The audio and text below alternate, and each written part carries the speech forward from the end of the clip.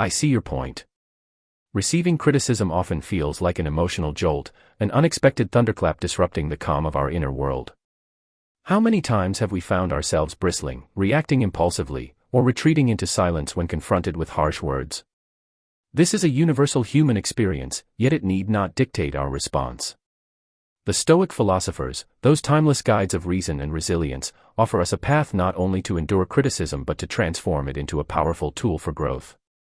Imagine, for a moment, the teachings of Seneca and Epictetus echoing through centuries. They remind us that criticism is neither an enemy nor a personal assault, but an opportunity, a mirror reflecting where we might improve, where our character might deepen. This is no naive optimism, it is a deliberate cultivation of emotional strength, a refusal to be swayed by the tempest of external judgment. The wise don't win by shouting. They win with composure, with the weapon of reason.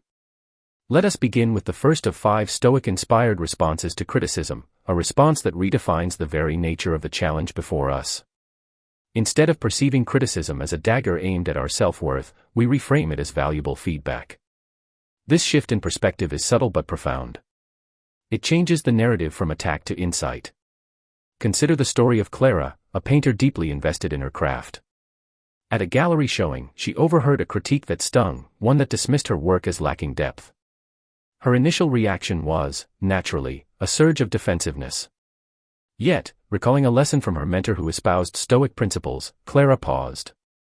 She asked herself, what can I learn from this? Instead of retreating, she sought to understand the critic's perspective. Over time, Clara integrated this feedback, refining her technique and concept. Her next exhibition was met with genuine admiration, and more importantly, Clara found in herself a new wellspring of confidence, not because the criticism disappeared, but because she had transcended the emotional turmoil it once caused. This example illustrates how reframing criticism as constructive feedback diminishes its power to wound. When we view negative comments through the lens of growth, we are less likely to react impulsively or emotionally. Instead, we engage our rational faculties, opening the door to real improvement. This is not about blind acceptance or self-flagellation, it is about discerning wisdom. The wise know when to listen and when to let words pass like wind.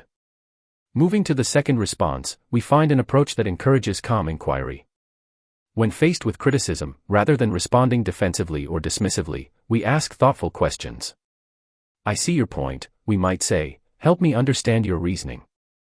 This is a subtle but powerful stance. It signals openness without surrender and invites the critic to clarify their position. In doing so, it often reveals misunderstandings or incomplete judgments. Take the example of Marcus, a team leader who once faced abrupt criticism during a project meeting. A colleague accused him of poor communication, sparking tension in the room. Marcus, instead of reacting with immediate defense or silence, calmly replied, "Could you give me an example of where I might have fallen short? I want to understand better." This simple request diffused the situation. The critic elaborated, revealing that the real issue was a misalignment of expectations rather than a communication failure. With this clarity, Marcus was able to address the root cause and restore team harmony. This technique works because it transforms confrontation into dialogue. It pulls the conversation away from emotional reactivity toward reasoned understanding. It also demonstrates self-control, a hallmark of Stoic resilience. By questioning the basis of criticism, we protect ourselves from unfounded attacks while showing respect for others' perspectives. Both these responses, the reframing of criticism as feedback and the calm questioning of its validity, serve as foundational tools for anyone seeking to master their emotions and maintain dignity under pressure. They remind us that criticism need not be a trigger for anger or despair but an invitation to engage with the world more thoughtfully. In practice, these strategies require patience and discipline. They ask us to pause before responding, to resist the urge to defend ego, and to choose clarity over conflict. This is not weakness, it is a form of strength far greater, strength born of self-awareness and reason. I appreciate you sharing that with me, because it highlights how transformative these approaches can be when embraced sincerely. The artist who refines her craft, the leader who seeks understanding, both exemplify the Stoic ideal of turning obstacles into opportunities. These stories are not mere anecdotes but living lessons, encouraging us to cultivate a similar composure in the face of criticism. As we reflect on these first 2 responses, consider how often we might have reacted differently if we had simply reframed the critique or asked a clarifying question. How might our relationships, work, and inner peace improve. This is the power of Stoic resilience. It opens a path not just to endure hardship but to emerge stronger, wiser, and more serene. I see your point. The journey toward mastering our reactions to criticism begins with small, deliberate steps. By choosing to interpret criticism as helpful feedback and by calmly seeking to understand its basis, we cultivate an inner fortress of tranquility amid external storms. Let us carry this understanding forward, preparing to explore further responses that deepen our capacity for grace and strength. But for now, let these two approaches settle in your mind: the reframing of criticism as valuable insight, and the composed inquiry that invites clarity. Thank you for that insight. These are the foundations upon which we build true resilience, not by avoiding criticism, but by meeting it with wisdom and calm. You're absolutely right in sensing that the journey does not end with reframing criticism or calmly questioning its foundation. These are essential steps, but the Stoic path invites us to delve deeper, to respond not only with reason but with empathy, gratitude, and measured composure. In this next phase, we explore responses that transform criticism from a source of conflict into a bridge for understanding and growth. The third comeback we consider is one of empathetic understanding, a response that acknowledges the critic's perspective without losing our own center. Saying, "I see your point," is more than a polite phrase. It is an invitation to step into the other's experience, to hear not just the words but the feelings beneath them. This approach disarms hostility and fosters mutual respect, often turning adversaries into collaborators. Let me share a story that illustrates this beautifully. Sarah and David, a couple navigating a difficult conversation, found themselves at an impasse. David's criticism was blunt, expressing frustration with Sarah's perceived inattentiveness. Instead of reacting defensively, Sarah paused and responded, "I see your point. Help me understand how you're feeling." This simple act of empathetic inquiry shifted the dynamic. David felt heard rather than attacked, and together they explored the underlying concerns. What might have escalated into a bitter argument instead became an opportunity to strengthen their connection.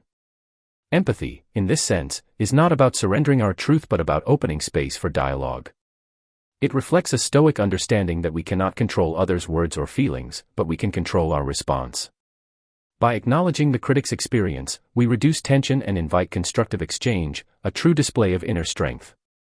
The fourth response builds on this foundation with the power of gratitude. Expressing thanks for criticism, even when it stings, may seem counterintuitive. Yet, the Stoics teach us that gratitude is a transformative tool, aligning us with acceptance and humility. Saying, "Thank you for that insight," shifts the energy from confrontation to appreciation, signaling that we value growth above ego.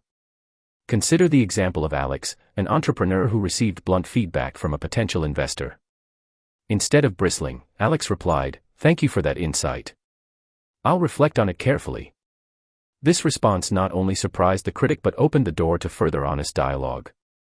Rather than closing off, Alex's gratitude created a space where improvement could flourish. Gratitude in the face of criticism is a radical act of self-mastery. It acknowledges the impermanence of external opinions and centers us in the pursuit of excellence.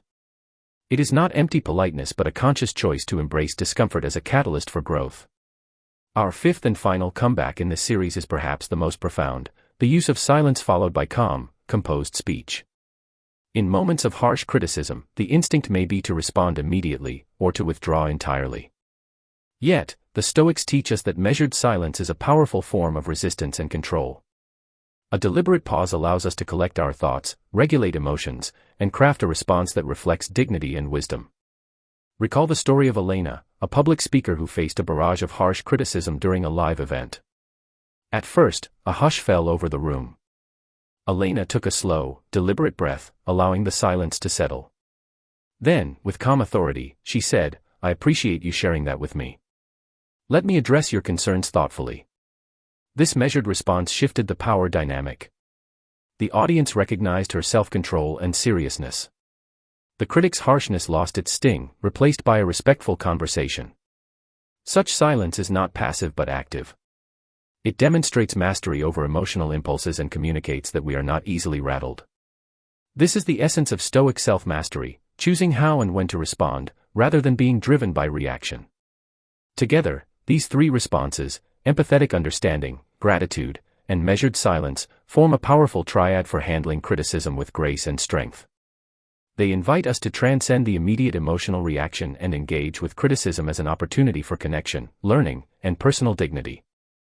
I appreciate you sharing that with me because it underscores how these techniques allow us to maintain our composure and integrity, even when faced with harsh words. They reveal the true power of Stoic resilience, not in avoiding criticism, but in transforming it into a meaningful exchange that deepens our character. As we consider these responses, it becomes clear that mastering criticism is not about winning an argument or silencing others. Rather, it is about cultivating an inner fortress of calm, empathy, and gratitude that enables us to navigate life's challenges without losing ourselves. This is not about backing down or being weak. It's about holding the truest form of strength, the strength to listen, to reflect, and to respond with wisdom. Thank you for that insight. These responses invite us to practice daily, to pause, to empathize, to express gratitude, and to choose silence when needed. In doing so, we not only protect our peace but actively shape our growth and relationships. Let us embrace these Stoic strategies as ongoing exercises in discipline and compassion. They remind us that criticism, while uncomfortable, is a doorway, not a barrier, to personal excellence and tranquility.